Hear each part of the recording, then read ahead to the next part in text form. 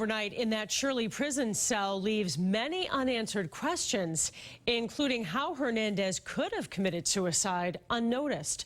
One member of law enforcement tells us the behavior is a stark contrast from the inmate he knew. WBZ's Juli McDonald's live outside the maximum security prison tonight with some insight into his life behind bars. Julie? Well, Paula, the Bristol County Sheriff who was first in charge of Aaron Hernandez after his arrest for Odin Lloyd's murder said that he was already skeptical on Friday when Hernandez wept openly in court. This morning's news stunned him. It's hard to know.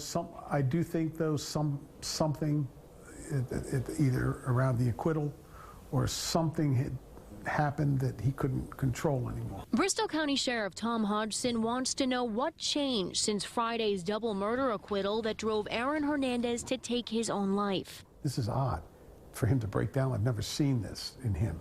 And particularly, it was a positive verdict for him.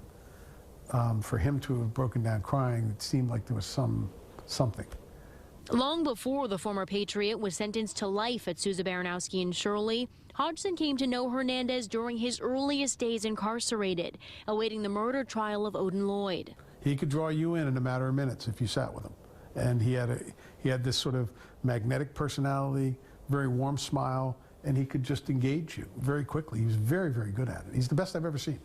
He remembers Hernandez behind bars as highly adaptive and a master manipulator, and is left wondering what spun him out of control. I just, in my heart of hearts, don't believe it necessarily had to do with thinking about, okay, this one's over, but now I'm facing life in prison. It just seems like, because he could control that very well and just adapt to environments. Now, when Hernandez was first incarcerated, Hodgson says that he was housed in their medical unit in Bristol County to be observed, but transitioned to life in prison quite well. And it's a similar sentiment to those who knew him here at Sousa Baranowski. Live in Shirley tonight, I'm Juli McDonald, WBZ News.